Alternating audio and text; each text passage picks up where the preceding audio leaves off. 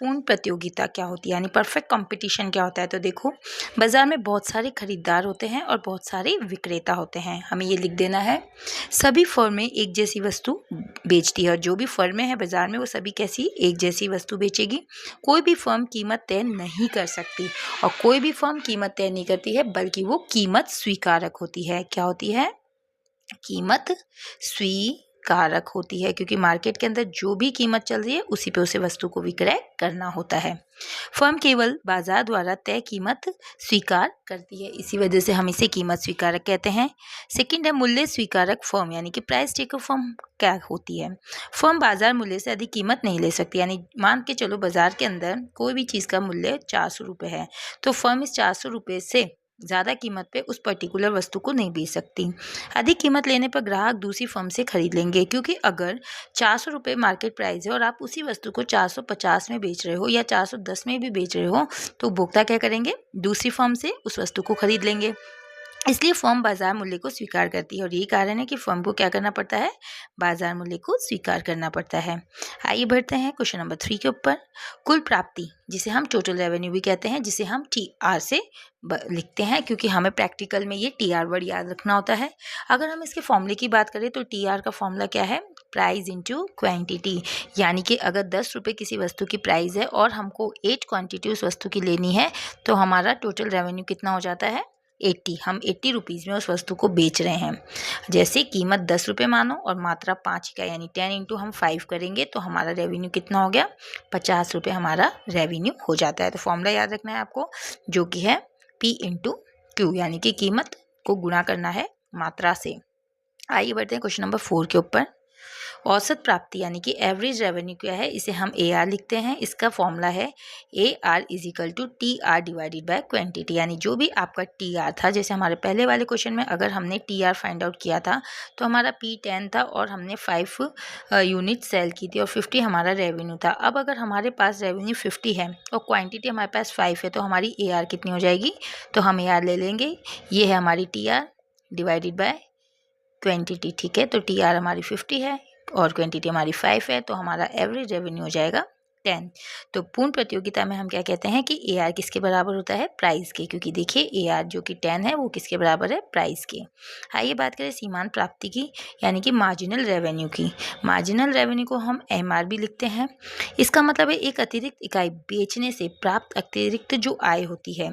और इसका फॉर्मूला अगर हम पूर्ण प्रतियोगिता में बात करें तो देखो, अगर हम 10 रुपये की कोई वस्तु बेच रहे हैं, ठीक है, 10 रुपये की हम कोई 5 इकाइयाँ बेच रहे हैं, तो हमारा रेवेन्यू हो गया 50। लेकिन अगर हम 11 रुपये की 6 इकाइयाँ बेचें, 11 नहीं, हम यहाँ 10 ही लेंगे, 10 की हम 6 इकाइयाँ बेचें, तो हमारा हो गया रेवेन्यू 60। तो इन दोनों का अंतर कितना हो गया? 10 का। तो 10 हमारी क्या है? मार्जिनल रेवेन्यू है। ऐसे ही फिर हमने 10 रुपये की 7 वस्तुएं बेची, तो 70 हमारा रेवेन्यू हो गया। तो 60 से 70 का अंतर कितना है? 10। तो 10 हमारा वापस से क्या हो गया? MR, तो एक अतिरिक्त इकाई बेचने से। ठीक है, और हम लिख सकते हैं कि जो MR है वो बराबर होता है किसके? AR के, और AR भी बराबर किसके है? प्राइस के। आइए अब बात करें प्रॉफिट। प्रॉफिट किसे कहते हैं? तो हम सभी को पता है, कोई भी दुकानदार किसी वस्तु को प्रॉफिट के लिए बेचता है। तो प्रॉफिट निकालने के लिए हमारा फॉर्मूला हो जाएगा total revenue minus total cost, यानी मान के चलिए आपका रेवेन्यू कितना था? हमने 10 जो हमारा प्राइस था उसको हमने क्वांटिटी से इंटू कर दिया था, हमारा रेवेन्यू 50, यानी 50 जो हमारा रेवेन्यू है, टोटल रेवेन्यू है, और इस 50 रेवेन्यू की जो वस्तु हमने बेच ली, मान के चलो इसको हमने 30 रुपये में बनाया, नहीं 30 रुपये की हमारी बनाई पड़ी लागत पड़ी, तो टोटल कॉस्ट क्या है हमारा? 30। अब इन दोनों को मैं माइनस कर दूँ तो 50 माइनस 30 कितना हो गया? 20, और ये 20 क्या हो गया? ये 20 हमारा लाभ हो गया, जिसे हम पाई से दर्शाते हैं। नेक्स्ट है लाभ अधिकतमीकरण, यानी कि प्रॉफिट मैक्सिमाइजेशन क्या होता है? फर्म का मुख्य उद्देश्य ही लाभों को अधिकतम करना होता है। लाभ अधिकतम होने की शर्त यह है, अगर हम प्रथम शर्त की बात करें तो मार्जिनल रेवेन्यू बराबर होना चाहिए मार्जिनल कॉस्ट के, सबसे पहली बात, यानी कि सीमांत प्राप्ति सीमांत लागत के बराबर होनी चाहिए। और द्वितीय शर्त की बात करूं तो जो MC वक्र है ऊपर की ओर बढ़ता हुआ होना चाहिए, यानी MC वक्र कैसा होना चाहिए? ऊपर की ओर बढ़ता हुआ होना चाहिए। और तीसरी शर्त की बात करूं तो अल्पकाल में अगर मैं बात करूं अल्प समय की, तो उसमें प्राइस बराबर होनी चाहिए एवरेज वेरिएबल कॉस्ट के, या फिर प्राइस ज़्यादा होनी चाहिए एवरेज वेरिएबल कॉस्ट के। लेकिन वही बात अगर मैं दीर्घकाल की करूँ, लंबे समय की करूँ, तो प्राइस एवरेज कॉस्ट के बराबर होनी चाहिए या फिर ज़्यादा होनी चाहिए एवरेज कॉस्ट के। तो यहाँ पे ये एवरेज कॉस्ट है, ये एवरेज वेरिएबल कॉस्ट है। और वेरिएबल वर्ड का यूज़ कब करेंगे? जब अल्पकाल होगा। चलिए आगे बढ़ते हैं नेक्स्ट क्वेश्चन पे। अल्पकाल। अल्पकाल क्या है? Most important question, short term. कुछ साधन स्थिर होते हैं, ठीक है। हमें पता है कि अल्पकाल में हम सभी उत्पादन के साधनों को नहीं बदल सकते, तो यहाँ पे कुछ साधन स्थिर रहते हैं, फर्म उत्पादन जारी रख सकती है। वहीं दीर्घकाल की बात करें, जिसे लॉन्ग रन कहते हैं, तो यहाँ पे जितने भी उत्पादन के साधन हैं उन सब में क्या हो जाता है? सभी साधन परिवर्तनीय हो जाते हैं, हम बदल सकते हैं। चाहे वो भूमि हो, हम और भूमि ले सकते हैं, श्रमिक हो, हम और श्रमिक ले सकते हैं, पूंजी हो, हम और पूंजी लगा सकते हैं। कब? लेकिन दीर्घकाल में। तो दीर्घकाल में क्या होता है? सभी साधन परिवर्तित हो सकते हैं। फर्म उद्योग में प्रवेश या बाहर भी जा सकती है। और दीर्घकाल में या तो कोई फर्म बाजार से बाहर जाएगी या फिर बाजार में और नई फर्में आ जाती है। नेक्स्ट है फर्म का अल्पकालीन पूर्ति वक्र यानी शॉर्ट रन सप्लाई कर्व क्या है? तो एमसी वक्र का वह भाग जो एवीसी यानी कि एवरेज वेरिएबल कॉस्ट से ऊपर होता है, ठीक है। अब यहाँ पे अगर हम एवरेज वेरिएबल कॉस्ट की बात करें तो ये हमारा एवीसी है, तो हमारा मार्जिनल कॉस्ट क्या होगा? मार्जिनल कॉस्ट हमारा एवीसी से ज़्यादा होगा। यही फर्म का अल्पकालीन पूर्ति वक्र कहलाता है। और यही बिंदु क्या कहलाएगा कि फर्म यहाँ पे मान के चलिए 5 यूनिट उत्पादन करके बेच रही है, तो 5 हमारा शॉर्ट रन सप्लाई कर्व होगा। वहीं अगर फर्म का दीर्घकालीन पूर्ति वक्र यानी कि लॉन्ग रन सप्लाई कर्व की बात करें तो एमसी वक्र का वह भाग जो एसी से ऊपर होता है, यानी किसकी बात करेंगे? एसी की। तो अगर हमने ये पहले एवरेज वेरिएबल कॉस्ट ली थी अल्पकाल में, अब दीर्घकाल में हम एवरेज कॉस्ट लेंगे, ठीक है। वेरिएबल नहीं लेंगे, एवरेज कॉस्ट लेंगे। तो हम देखते हैं कि यहाँ पे जो मार्जिनल कॉस्ट है वो एवरेज कॉस्ट से ऊपर की ओर बढ़ता हुआ है। यही दीर्घकालीन पूर्ति वक्र कहलाता है। आइए बात करें उत्पादन बंदी बिंदु क्या होता है, यानी कि शटडाउन पॉइंट क्या है। तो देखो प्राइस, ये जो शटडाउन पॉइंट है इसमें प्राइस क्या होती है? मिनिमम एवरेज वेरिएबल कॉस्ट क्या होती है, यानी इसके नीचे फर्म उत्पादन बंद कर देगी। लेकिन इसका कहने का मतलब है आपकी जो वेरिएबल कॉस्ट है वो प्राइस के बराबर होनी चाहिए। लेकिन अगर वेरिएबल कॉस्ट आपकी ज़्यादा आ रही है, ठीक है, तो यहाँ पे आपको क्या करना पड़ेगा? फर्म का उत्पादन बंद करना पड़ेगा, क्योंकि यहाँ पे आपको क्या हो रही है? यहाँ पे आपको हानि हो रही है। महत्वपूर्ण प्रश्न है उत्पादन बंदी बिंदु क्या है? तो उत्तर में हम लिखेंगे वह बिंदु जहाँ मूल्य न्यूनतम औसत परिवर्तित लागत एवीसी के बराबर होता है, यानी कि आपका जहाँ पे प्राइस बराबर होगा किसके? एवीसी के। और ये एवीसी भी कैसी होगी? आपकी मिनिमम। आगे बढ़ते हैं लाभ हानि बिंदु यानी कि ब्रेक इवन पॉइंट क्या है? तो ब्रेक इवन पॉइंट है जहां टी आर बराबर टी सी है, यानी कि जहां आपका लाभ और आपकी लागत दोनों बराबर हो जाती है। यानी 50 रुपये का आपका लाभ है और 50 रुपये की भी आपकी लागत लगी है। तो ये क्या है? ये एक ऐसी स्थिति है जहाँ पे आपको ना लाभ हो रहा है ना आपको हानि हो रही है। तो इसी बिंदु को हम क्या कहते हैं? Break even point. या फिर हम कह सकते हैं कि प्राइस बराबर होगी एसी के, यानी कि जो प्राइस है वो किसके बराबर है? एसी के एवरेज कॉस्ट, यानी जितनी आपकी कीमत पे आप वस्तु को बेचोगे उतनी ही आपकी लागत लगी है। तो यहाँ ना लाभ होता है और ना ही हमें हानि होती है। नेक्स्ट है सामान्य लाभ, नॉर्मल प्रॉफिट किसे कहते हैं? केवल अवसर लागत यानी कि अपॉर्चुनिटी कॉस्ट की पूर्ति होती है, आर्थिक लाभ शून्य होता है। नेक्स्ट है असामान्य लाभ किसे कहते हैं? देखो यहाँ पे अगर एक पॉइंट हमने पढ़ा था बीईपी यानी ब्रेक इवन पॉइंट, ये स्थिति थी न लाभ की और न हानि की। अब इस स्थिति में तो हमें ना लाभ है ना हानि है। लेकिन सामान्य लाभ कब होगा? जब हमारा लाभ थोड़ा सा बढ़ जाता है। किससे? लाभ हमारा बढ़ जाएगा लागत से, ठीक है। अब सुपर नॉर्मल प्रॉफिट क्या है? जहाँ पे लाभ हमारा बहुत ही ज़्यादा बढ़ जाता है, यानी सामान्य लाभ से अधिक लाभ होता है, उसे हम सुपर नॉर्मल प्रॉफिट कहते हैं। नेक्स्ट है अवसर लागत यानी कि अपॉर्चुनिटी कॉस्ट किसे कहते हैं? मोस्ट इंपॉर्टेंट क्वेश्चन है। किसी विकल्प को चुनने पर छोड़े गए सर्वश्रेष्ठ विकल्प का जो लाभ होता है, जैसे 1000 बैंक में जमा करने पर हमको 10% ब्याज मिलता है, यानी कि अगर हम 1000 बैंक में जमा करेंगे तो उस पर हमें 10% का ब्याज मिलेगा।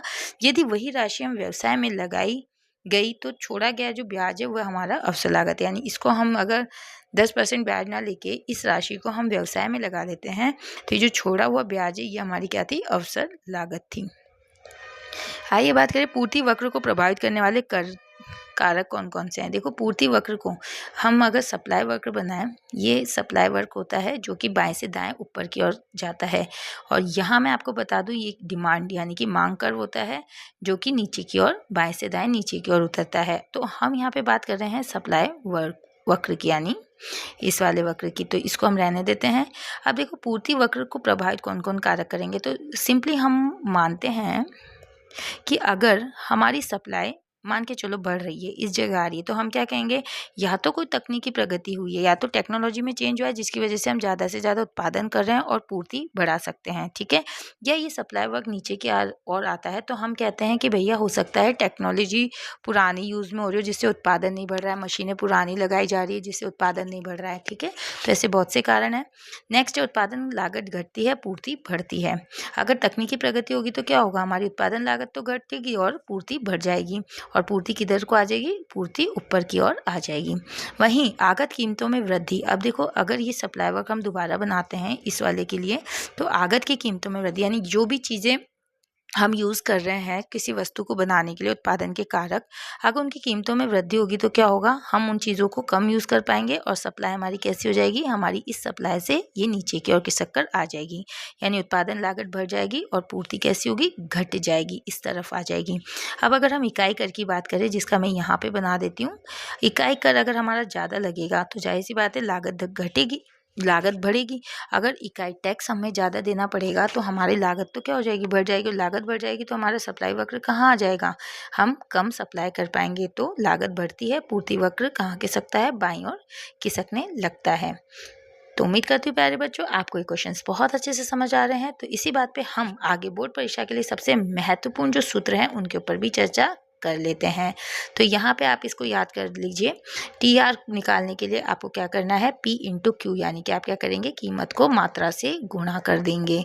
वहीं ए आर निकालने के लिए क्या करेंगे, टी आर को डिवाइड कर देंगे मात्रा से।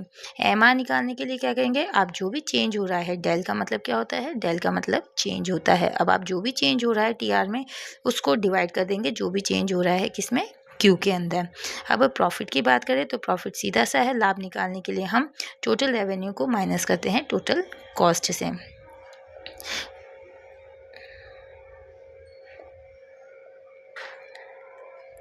टोटल रेवेन्यू को माइनस करते हैं टोटल कॉस्ट से। वहीं बात करें लाभ अधिकतम कब होता है, किस समय लाभ अधिकतम होगा फर्म का, जब उसकी एमआर बराबर होगी एमसी की, ये आपको याद रखना है। अगर हम शटडाउन पॉइंट की बात करें तो वो है P is equal to AVC। AVC भी कैसा होना चाहिए, मिनिमम, यानी ये स्तर होना चाहिए जब हम उत्पादन बंद, इसके नीचे हम उत्पादन बंद कर देंगे, उत्पादन बंदी बिंदु इसे हम कहते हैं। ब्रेक इवन पॉइंट जहाँ पे ना लाभ होता है और ना ही हमें क्या होगी, ना ही हमें हानि होगी। तो ऐसी स्थिति की कंडीशन क्या होगी कि P इजिकल टू AC होगा। और ये किस काल में है, ये दीर्घ काल के अंदर है। अब अगर यही बात हम अल्पकाल की करें तो अल्पकाल के अंदर ब्रेक इवन पॉइंट क्या हो जाएगा, P इजिकल टू AVC हो जाएगा, ठीक है। इसका मतलब है ये शटडाउन पॉइंट वाला चीज़ यहाँ पे रिपीट हो जाएगी। तो उम्मीद करती हूँ प्यारे बच्चों आपको ये बहुत अच्छे से समझ आ चुका है। इसे ध्यान से देखिए क्योंकि ये आपके बोर्ड के लिए बहुत इंपॉर्टेंट है। अभी तक के लिए इतना ही, धन्यवाद।